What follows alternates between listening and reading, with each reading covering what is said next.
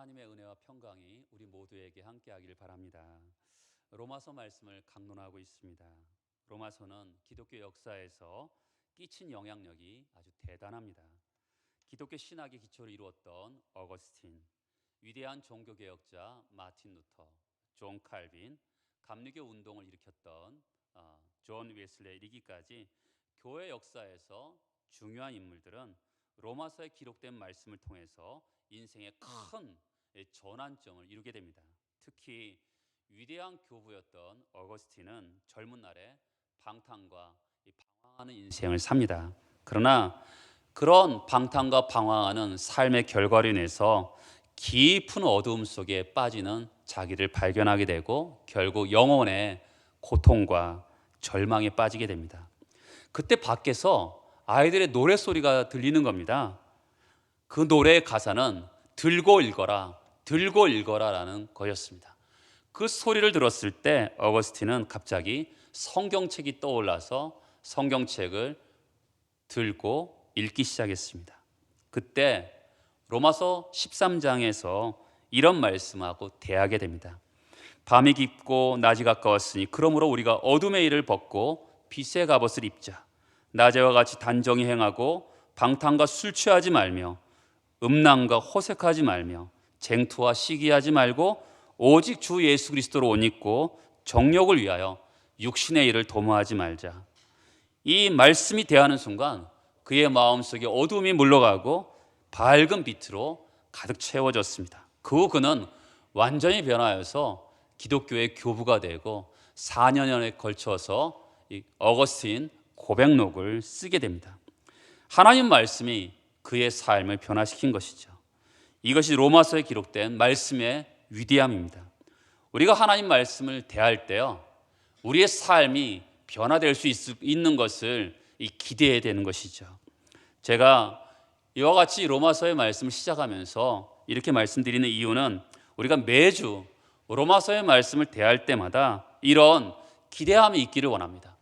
하나님 말씀을 대할 때마다 나에게 영적인 부흥, 영적인 혁신, 영적인 각성, 참된 변화가 있기를 기대하는 마음으로 이 로마서의 말씀을 듣는 저와 여러분 되기를 축복합니다. 로마서 1장 1절에서 17절까지는 복음이란 단어가 7번 나옵니다. 우리는 어떤 분들은 복음에 대해서 잘 안다고 말하는 분들이 있습니다. 그러나 보십시오. 로마서는 누구에게 쓴 책입니까? 예수 그리스도를 믿지 않는 사람들에게 쓴 책이 아닙니다. 이미 예수 그리스도를 믿는 로마 교회를 향해서 사도 바울이 이 복음에 대해서 기록하고 있는 것이죠. 왜 사도 바울은 이미 예수를 믿는 이 사람들에게 복음을 다시 한번 소개하고 있는 것일까요? 그것은 하나님의 입장에서 복음이 너무나 중요하기 때문에 그렇습니다. 대개 남편들이 집에 들어가면 아내들이 술 먹지 마세요, 담배 피지 마세요, 일찍 들어오세요 라고 잔소리를 합니다. 왜 그럴까요? 그것은 아내 입장에서 굉장히 중요하기 때문에 그렇습니다. 마찬가지로 하나님께서 오늘 복음에 대해서 거듭거듭 말씀하시는 이유는 이 복음이 너무나 중요하기 때문에 그런 것이죠. 베드로전서 1장에 보면 이것은 하늘로부터 보내신 성령을 힘입어 복음을 전하는 자들로 이제 너희에게 고한 것이요 천사들도 살펴보기를 원하는 것이라. 이 복음이 너무나 위대한 것이기 때문에 천사들도 살펴보기를 원한다, 이렇게 말을 합니다. 그만큼 복음은 성도들에게 정말 꼭 알아야 될 중요한 것이죠. 로마서 1장에서 사도 바울은 복음으로 시작합니다. 1장 2절을 보세요. 이 복음은 하나님이 선지자들을 통하여 그의 아들에 관하여 성경에 미리 약속하신 것이라 말합니다. 인간에 있어서 무엇이 복음일까요? 불치병에 걸렸다가 낫은 것이 좋은 소식일 수 있습니다. 또 어떤 분에게는 자녀의 문제가 해결되고 물질의 문제가 해결되는 것이 복된 소식일 수 있습니다. 그런데 이런 것들이 정말 복음이 될 수 있을까요? 좋은 소식이 될 수 있을까요? 로이드 존스 목사님은 그의 설교 가운데 이렇게 말을 합니다. 한 나라가 다른 나라의 억압 속에서 독립이 되었다 하더라도 이것이 복음이 될 수 없고, 인간의 삶의 형편이 점점 나아져서 복지가 좋아진다 하더라도 이것이 복음이 될 수 없다라고 말합니다. 그 이유는 불치병에 걸린 사람이 낫는다 하더라도, 또한 물질의 고통에서 벗어난 사람이라 하더라도 영원한 형벌, 영원한 고통에서 그 결과를 맞이하기 때문에 그 어떤 것도 복음이 될 수 없는 것이죠. 결국 인간이 종착점에 도착하는 것은 영원한 형벌이고 영원한 고통이기 때문에 그 어떤 소식도 사람에게 복된 소식이 될 수 없는 것입니다. 그렇다면 무엇이 복음이 될 수 있을까요? 그것은 인간의 죄로 말미암아 오는 영원한 고통, 영원한 형벌로부터 벗어나는 것이 진정한 복음인 것이죠. 그렇다면 복음이 무엇이기에 영원한 형벌과 영원한 고통에서 벗어나게 할 수 있는 것일까요? 복음이 무엇입니까? 오늘 성경에 보면 복음이 예수 그리스도라고 말씀합니다. 1절에 보면 이 복음은 그의 아들에 관하여라고 말씀하고 있는 것이죠. 구약은 오실 메시아 예수 그리스도에 대해서 기록한 것이고, 신약은 이미 오신 예수 그리스도, 그리고 다시 오실 예수 그리스도에 대해서 기록한 것이 복음입니다. 여러분, 복음은 구약 시대에도 복음이고 신약 시대에도 복음이고 지금 나에게도 복음이고 우리 자녀들에게도 복음이 되어야 되는 것이죠. 모든 시대에 걸쳐서 그 사람들에게 좋은 소식이 되어야지만이 복음이 되는 것이죠. 그 복음이 뭡니까? 마가복음 1장에 보면 하나님의 아들 예수 그리스도, 복음의 시작이라고 합니다. 바로 예수 그리스도가 복음이라고 이야기하고 있는 것이죠. 정확하게 말하면 예수 그리스도가 하신 일, 십자가와 부활이 바로 복음, 좋은 소식인 것입니다. 지금 오늘 읽은 16절에서 보면 사도 바울이 개인적인 신앙 고백을 하고 있습니다. 16절에 보면 내가 복음을 부끄러워하지 않는다라고 말합니다. 내가 복음에 대한 자기의 신앙 고백을 이야기하는 것이죠. 복음에 대해서 내가 어떤 입장에 인가라를 표현하는 것이 신앙 고백인 것이죠. 신앙은요, 고백으로부터 출발합니다. 이 신앙 고백은 개인적이어야 돼요. 내 아내가 믿기 때문에. 아닙니다. 남편도 믿어야 되는 것이에요. 아내가 믿기 때문에 남편이 구원받을 수 있는 것은 아니죠. 신앙 고백은 하나님 앞에서 개인적으로 고백을 하는 것입니다. 이 신앙 고백은 분명해야 돼요. 어설퍼서는 안 돼요. 얼렁뚱땅 넘어가서도 안 되는 것입니다. 우리가 결혼할 때 당신이 나랑 결혼해 준다면 내 목숨을, 내 생명을 바칠 것입니다, 이렇게 분명한 고백이 있어야지만이 결혼이 성립되는 것처럼 말입니다. 여러분, 분명한 결혼할 때 고백이 없으면 결혼이 굉장히 어려워집니다. 마찬가지로 신앙도 마찬가지죠. 아주 분명한 고백이 있어야 되는 것입니다. 신앙 고백은 개인적이면서도 또한 모든 사람에게 선포적인 의미가 있습니다. 내가 복음을 부끄러워하지 않는다라는 것은 다른 사람들에게 말한다라는 것입니다. 우리가 어디 가서도 나는 예수 그리스도를 믿는 사람입니다라고 자기의 신앙의 정체성을 드러내야 되는 것이죠. 여러분, 고백이 신앙을 결정하는 겁니다. 가이사랴 빌립보에서 예수께서 너희는 나를 누구로 하느냐 제자들에게 묻습니다. 이때 베드로가 주는 그리스도시요 살아계신 하나님의 아들입니다 라고 고백했을 때 예수께서 그 고백 위에, 신앙 고백 위에 교회를 세우겠다고 말씀합니다. 여러분, 교회는 고백 공동체입니다. 예수 그리스도를 주님으로, 예수 그리스도를 구세주로 믿는 사람들이 모인 것이 바로 교회인 것이죠.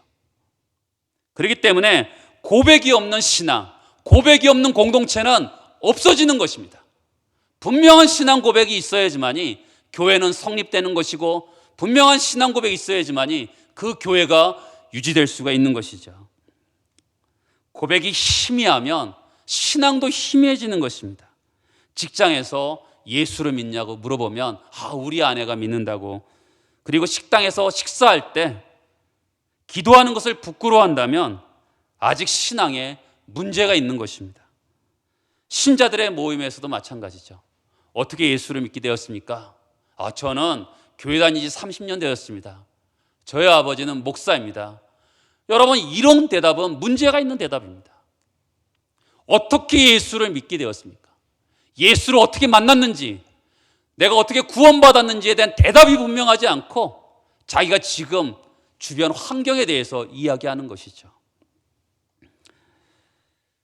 분명한 신앙 고백이 있어야지만이 남이 뭐라고 하든 이 진리에 대해서 생명을 걸 수가 있는 것이죠. 사도 바울은 지금 내가 복음을 부끄러워하지 않는다라고 얘기합니다. 왜 이런 표현을 했을까요? 복음을 부끄러웠기 때문에 부끄러워하지 않는다는 거예요. 그 당시 예수는 33살에 십자가에 못을 박혀 죽습니다. 로마 사람들은 십자가 처형을 받지 않았어요. 유대인으로서 예수가 십자가에 못을 박힙니다. 못을 박히기 전에 빌라도가 이렇게 얘기하죠. 진리가 무엇이냐? 진리를 정말 알고 싶어서 하는 것이 아니라 진리가 밥 먹여주냐라는 조롱 섞인 이야기를 하는 겁니다. 여러분, 그 당시에 로마 시대에는 무엇이 힘이었냐면 로마는 군대가 힘이었어요. 승리하는 것이 힘입니다. 근데 지금 예수는 십자가에서 철저하게 패배해요. 그 당시 철학은, 그 당시 힘이 그들의 철학이었어요. 그런데 힘에 밀려서 패배한 그 예수가 복음이라고 하는데 얼마나 부끄럽겠습니까? 그 정치, 경제, 사회, 문화에서 아주 처절하게 발달된 로마 사회에서 예수의 복음은 진짜 부끄러운 거였어요. 그런데 사도 바울이 지금 나는 복음을 부끄러워하지 않는다라고 얘기하는 것은 그에게 당당함이 있었기 때문에 그렇습니다. 그에게 그 복음을 통해서 자기가 변화된 것을 경험했기 때문에 그는 나는 복음을 부끄러워하지 않는다고 당당하게 말할 수 있었던 것이죠. 지금 사회는 어떻습니까? 땅값이 오르고 집값이 오릅니다. 그리고 경제적으로 옛날보다 굉장히 윤택해졌습니다. 이런 시대, 제가 지난주에도 말씀드렸죠. 어떤 분이 전도하러 갔는데 그 집이 으리으리하고 부족함이 없고 모든 사람들에게 부러워할 만한 그런 사람에게 복음을 전하러 갔다가 입이 딱 막혀서 복음을 전하지 못하고 왔습니다. 왜 그랬을까요? 그 사람의 관점은 복음이 아니었던 거죠. 이 세상 사람들이 잘 사는 것이 복음이잖아요. 지금은 돈이 복음이잖아요. 우리에게 복음에 대한 관점이 분명해야 돼요. 세상이 줄 수 없는 복음이 있는 것이죠. 이 세상은 점점 발달되고 잘 사는 것 같습니다. 그런데 가정들은 점점 깨지지요. 강남의 그 부촌 아파트 주변에 아동 정신과 병원이 가장 활발하게 발달된다 그래요. 점점 무너져가는 것이죠. 우울증은 점점 많아져 가고 있습니다. 여러분, 이런 시대에 정말 세상을 영적인 관점에서 바라볼 수 있어야 되는 것이죠. 정말 그들에게 필요한 것이 무엇일까? 돈일까? 아니죠. 우리가 분명한 신앙 고백이 있어야죠. 예수가 이 시대의 해답인 것을 우리가 분명한 경험한 사람만이 내가 복음을 부끄러워하지 않는다고 말할 수 있는 것이죠. 사도 바울은 또한 복음을 부끄러워하지 않는다고 합니다. 그리고 복음은 하나님의 능력이에요. 능력은 헬라어로 두나미스인데 지금의 다이너마이트와 같은 단어입니다. 가공할 만한 폭발력이죠. 모든 것을 한순간에 변화시키는 힘인 것이죠. 여러분 중에서도 복음의 능력을 경험한 분이 있을 겁니다. 이 복음은 뭐예요? 구원을 주시는 하나님의 능력이에요. 복음은 구원을 주는 겁니다. 성경에서 구원이라는 것은 사실 여러 가지가 나와요. 병에서 구원받는 이야기도 나오고, 또한 환난 가운데 속에서 구원받는 이야기도 나옵니다. 저는 그것을 차치하고 이 구원이란 관점을 영적인 관점에서 여러분들과 나누고 싶어요. 인간은 모든 사람이 죄를 범하였음에 하나님의 영광에 이르지 못하게 되었어요. 죄로 인해서 하나님의 영광에 이르지 못하게 되었습니다. 그로 인해서 죄의 책임으로 한 번 죽는 것은 사람에게 정하신 것이요, 그 후에는 심판이 있게 되었습니다. 사람들은 그 죄로 말미암아 하나님 심판대 앞에 서게 되었어요. 그래서 어떻게 됩니까? 요한계시록 20장에 보면 사망과 음부도 불못에 던지니 이것이 둘째 사망 곧 불못이라. 죄의 책임으로 인해서 영원한 형벌을 받게 되는 것이죠. 그러나 복음은 거기서부터의 구원인 것이죠. 영원한 고통, 영원한 사망, 영원한 형벌로부터, 죄의 책임으로부터 구원해야 하는 것이 뭐죠? 복음이 그렇게 하는 것이죠. 예수 그리스도가 우리를 모든 인간의 근본적인 문제를 해결하는 것을 말하고 있는 것이죠. 여러분, 사도 바울은 이 복음, 십자가를 분명하게 경험합니다. 목회를 하면서 가장 큰 영광과 기쁨은 복음의 능력을 경험하는 것입니다. 가장 흥분되는 것은 복음을 전할 때 사람들이 변하는 것이죠. 어떤 분은 술과 담배로 임박인 분들이 그 한 번의 예배로 정말 모든 것이 새로운 삶을 사는 분도 있어요. 방탕했던 청소년들이 복음으로 말미암아 완전히 깨져서 새로운 삶을 사는 사람도 있습니다. 이혼하려고 마지막 예배를 드리려고 온 부부가 복음을 듣고 손을 잡고 예배를 나가는 분들도 있습니다. 우울증에 걸렸는데 아무리 치료해도 치료할 수가 없는데 하나님의 은혜로 복음을 만남을 통해서 그가 치료받는 사람도 있습니다. 복음은 그래서 하나님의 능력이에요. 그것보다 더 큰 능력, 더 큰 기적은 없습니다. 그래서 아무리 망가진 인생도 다시 시작할 수가 있는 거예요. 이 복음이라는 것이 큰 능력이기 때문에 그렇습니다. 이 복음은 구원을 주시는 하나님의 능력이죠. 믿기만 하면 되는 것이에요. 이것이 복음이죠. 죄로 인해 죽었던 인간들이 새로운 생명을 주는 것이 이 복음을 통해서 주는 것입니다. 복음이 한번 역사하면 아주 기가 막힌 일들이 일어나게 되는 것이죠. 또한 이 복음은 17절에 보면 하나님의 의가 나타납니다. 여러분, 사람 중에서는 자기의 의를 드러내는 사람들이 있죠.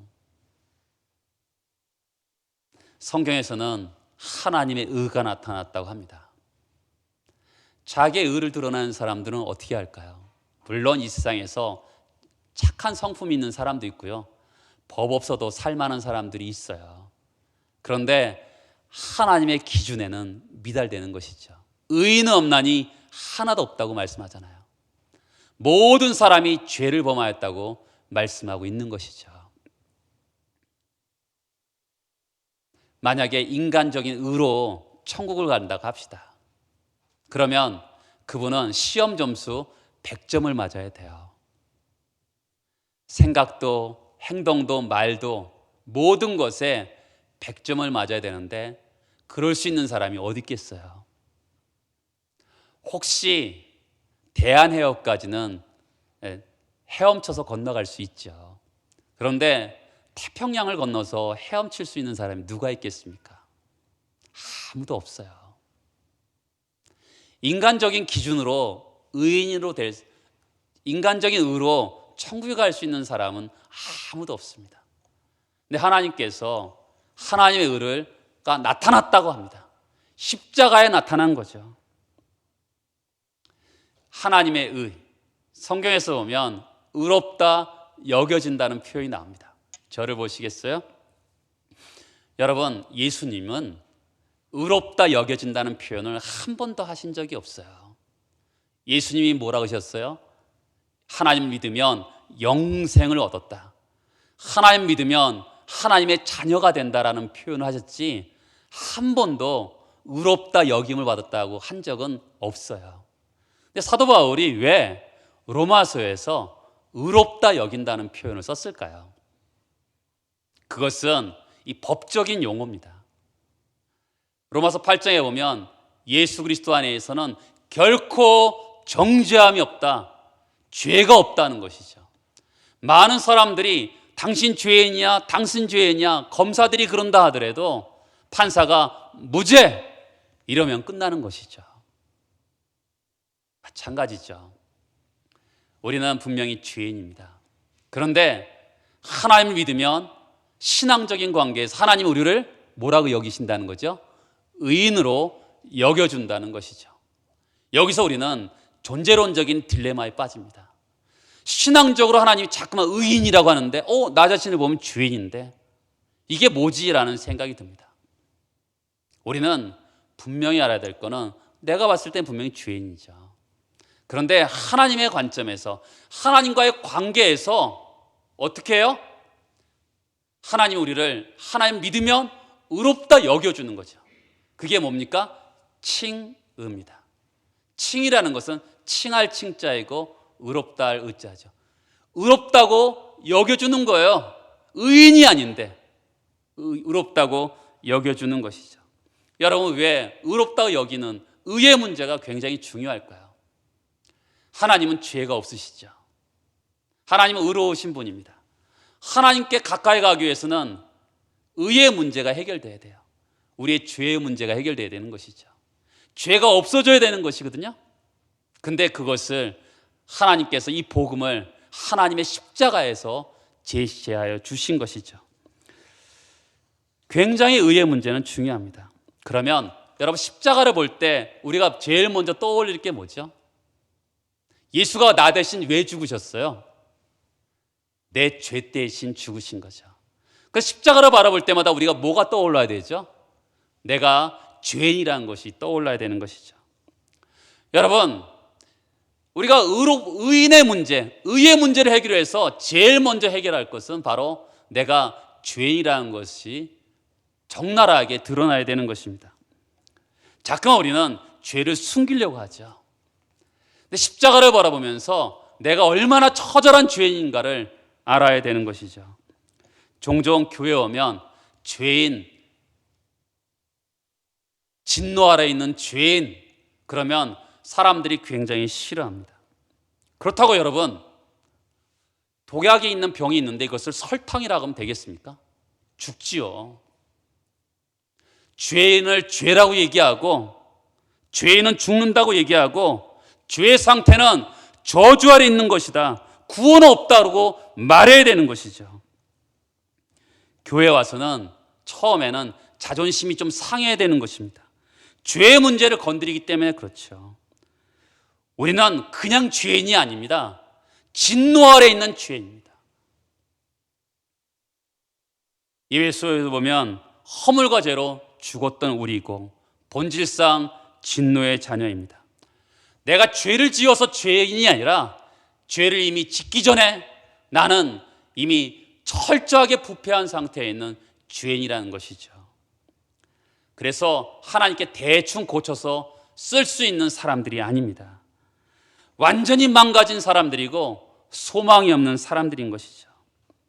우리의 의로는, 우리의 착함으로는, 우리의 행위로는 도저히 회복할 수 없어서 하나님의 의를 우리에게 제시해 주신 것이죠. 성경을 볼까요? 로마서 3장 27절을 보겠습니다. 같이 한번 읽어보겠습니다. 그런즉 자랑할 데가 어디냐? 있을 수 없느니라. 무슨 법으로냐? 행위로냐? 아니라 오직 믿음의 법으로니라. 여러분, 믿음의 반대말이 여기서 무엇이죠?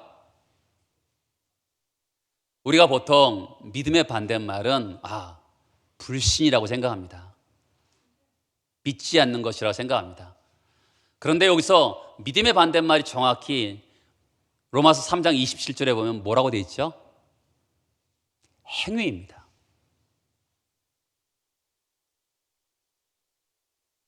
하나님이 이루어 놓으신 그 하나님의 의, 십자가를 믿어야 되는데 자기의 행위로, 자기의 의로움으로 천국을 가려고 하는 사람들이 너무나 많이 있습니다.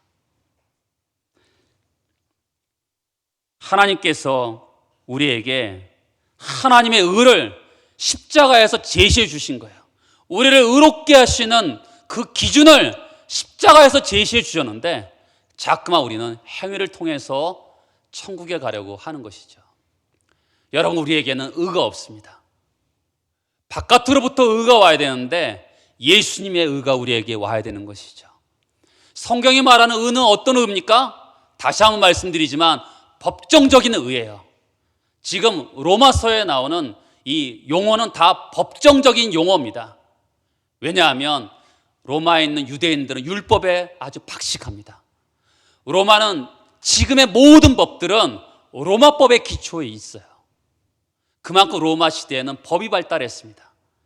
이 법이 발달한 이 시대에 사도 바울은 영생을 얻었다, 구원받았다, 하나님의 자녀가 되었다, 이런 표현을 쓴 것이 아니라 의인이 되었다, 그들에게 죄가 없어졌다, 예수 그리스도를 믿음을 통해서 죄가 없어졌다, 이런 표현을 쓰고 있는 것이죠.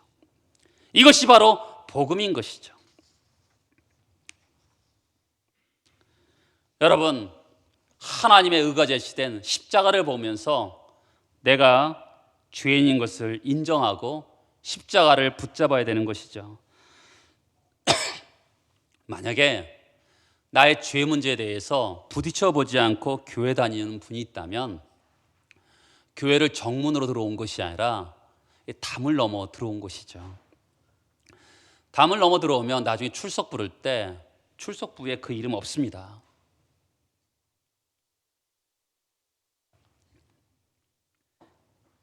죄의 문제를 심각하게 다뤄야 돼요. 죄의 문제를 두루뭉실하게 생각하고 교회 다니면 늘 뭔가 갑갑합니다. 세월이 지나지만 변화가 없습니다. 죄의 문제를, 내가 죄인인 것을 인식하지 못하면 어떻게 십자가를 붙들 수 있겠습니까? 자기의 의로움으로 살아가는데 십자가에 하나님의 의가 나타났는데 그 의를 붙들고 어떻게 살아갈 수가 있겠어요? 복음의 기초 위에 세워져야 되는 것이죠. 당신은 죄인입니다 할 때 기분 나빠하거나 피할 필요는 없어요. 말씀에 기울여야 되는 것이죠. 처음에 울어야지만이 나중에 웃을 수가 있는 거예요. 아무 문으로 들어가서는 안 되는 것이죠. 내가 문이니 누구든지 나로 말미암아 들어가면 구원을 받고 또는 들어가며 나오며 꼴을 얻으리라. 교회 오래 다닌 분들도 되짚어 봐야 돼요. 하나님과의 관계가 안 열리면요, 신앙의 진도가 나가지 않는 것입니다. 예수의 문으로 통과해야 되는 것이죠. 예수의 문으로 통과된다는 게 뭡니까? 십자가 앞에서 나는 죄인입니다라고 고백이 있어야지만이 하나님과의 관계가 열어지는 것이죠. 교회는요, 도덕적인 사람, 고상한 사람 필요한 게 아닙니다. 교회는 예수 그리스도의 십자가로 용서받은 죄인들이 필요한 곳이에요. 죄 문제는 대충 넘어갈 문제가 아닌 것이죠. 본질적인 주제이죠. 죄에 대해서 심각하게 다뤄야 돼요. 왜요? 하나님도 죄의 문제를 심각하게 다루셨잖아요. 십자가에서 예수를 죽이실 만큼 우리의 죄 문제를 심각하게 다루셨어요. 그렇기 때문에 우리도 심각하게 죄의 문제를 다루면서 십자가를 바라봐야 되는 것이죠. 복음에 하나님의 의가 나타났습니다. 놀라운 소식이죠. 하나님께서 우리를 하나님의 자녀가 되고 하나님의 구원받고 영생을 얻고 의롭다 여김을 받을 수 있는 구원의 조건을 십자가에서 계시하셨어요. 하나님의 의가 나타난 것이죠. 그 하나님이 제시하신 그 기준이 복음입니다. 좋은 소식인 것이죠. 하나님 우리에게 어려운 거 요구하지 않으셨어요. 교회 오면 예수를 믿으면 구원받는다, 너무나 쉬우니까 안 믿는 분들이 있어요. 또 그런가 하면 너무 어렵다고 하면서 안 믿는 분들도 있어요. 여러분, 하나님은 우리에게 요구하는 것은 단 한 가지예요. 여러 가지 요구하지 않으셨어요. 우리를 구원하기 위해서 하나님이 제시하신 의의 기준은 바로 십자가입니다. 그 십자가를 우리에게 제시하신 것이죠. 너무 쉬운 거예요. 그렇죠? 그 우리를 의롭다 여길 수 있는, 그것을 믿기만 하면 우리를 의인되게 하는 그 기준을 십자가에 계시해 주셨던 것이죠. 그것을 믿기만 하면 되는 것이죠. 오직 의인은 믿음으로 말미암아 살리라고 말씀하잖아요. 믿기만 하면, 예수의 피를 믿기만 하면, 나의 죄를 위해서 그 아들 예수가 죽으셨다는 것을 믿기만 하면 나의 죄를 다 덮어주시고 죄가 없는 것처럼 우리를 의롭다 여겨주시는 은혜가 칭의, 의롭다고 여겨주시는 것이죠. 이것이 복음인 것입니다. 복음이 살아있는 교회는 어떤 것입니까? 다른 사람의 실수와 연약함에 대해서 관대하죠. 복음을 경험한 사람은 나에 대해서 어떤 사람이 막 나의 약점과 그것을 들추어내서 얘기할 때 사실은 화를 내지 않습니다. 왜냐하면 나는 더 나쁜 놈이거든요. 그 사람이 말한 것보다 더 나쁜 놈이기 때문에 사실은 화를 내지 않는 것이죠. 복음을 경험한 사람은 십자가 앞에서 나를 용납합니다. 하나님이 나를 용납했잖아요. 원수 같은 나, 진노의 자녀였던 나를 하나님이 용납하셨잖아요. 그러면 나도 나를 용납해야 되는 거 아니겠습니까? 전능하신 하나님이 나를 용납했는데, 그리고 다른 사람도 용납하는 것이죠. 나에게 잘못한 사람, 나는 너무나 큰 죄를 졌는데도 하나님 나를 용납하셨는데 그 사람이 나에게 지은 죄는 별거 없거든요. 그러니까 용납할 수 있는 것이죠. 신앙은요, 윤리나 도덕이 아닙니다. 무슨 철학도 아닙니다. 인간의 고상한 성품으로 도달할 수 있는 것도 아닙니다. 피 묻은 예수 그리스도의 십자가를 인정하느냐 아니냐의 싸움이에요. 신앙은 그런 겁니다. 십자가를 붙드는 거예요. 넘어져도 십자가 앞에서 넘어져야 되는 것이죠. 그만큼 기독교는 십자가의 종교인 것이죠. 하나님이 제공하신 하나님의 의를 믿음으로 받는 은혜가 있기를 바랍니다. 여러분의 실수, 과거의 죄들을 잊으세요. 여러분들이 지금까지 쌓았던 공로 다 잊어버리세요. 오직 예수 그리스도께서 행하신 십자가의 죽음만이 나를 의롭게 하시는 유일한 길임을 받아들이시기 바랍니다. 우리가 자랑할 것은 예수 그리스도의 십자가 외에는 없어요. 여러분, 의롭게 여겨졌어요. 의롭다 여겨졌어요. 그 다음에 축복이 뭡니까? 하나님과 화목해지는 거죠. 이것만큼 큰 축복이 어디 있겠어요? 여러분, 회사에서 사장과 원수가 되었는데 그 사람이 편하겠습니까? 집에서 아버지랑 원수가 되었는데 그 사람이 편하겠습니까? 천지만물을 창조하신 그 하나님과 로마서 5장에는 우리는 원래 원수였다 그래요. 그 사람이 인생을 편하게 살 수 있겠습니까? 그런데 예수 그리스도로 말미암아 우리가 해방되었어요. 죄에서 해방되었어요. 죄악 벗은 우리 영혼 기뻐 뛰며 즐거워하겠네. 왜 그렇죠? 하나님과 화목되었기 때문에 그렇습니다. 천지만물을 창조하신 그 하나님과 하나가 되었어요. 동행합니다. 교제합니다. 여러분, 신앙에서 이것만큼 큰 축복이 어디 있겠어요? 모든 좋은 것은 하나님부터 오는 거 아니겠습니까? 우리에게 있는 모든 복은 하나님부터 오는 거예요. 그런데 죄로 말미암아 막혔던 모든 것들이 하나님의 은혜로 은혜의 파이프가 열리면서 믿음으로 그 은혜를 받아들이면서 하나님의 그 축복을 받을 수 있는 통로가 열렸으니 얼마나 큰 은혜겠습니까? 하나님과 화평이 이루어진 것은 놀라운 축복입니다. 우리 인생의 모든 것이 풀려지는 첫 단추예요. 예수 그리스도를 믿음을 통해서 우리 인생이 풀려지는 것이죠. 우리가 아직 죄인 되었을 때 그리스도께서 우리를 위하여 죽으심으로 하나님께서 우리에게 대한 자기의 사랑을 확증하셨느니라고 합니다. 하나님의 사랑은 예수의 죽으심으로 우리에게 확증해 주셨어요. 하나님과 활짝 열린 새로운 관계가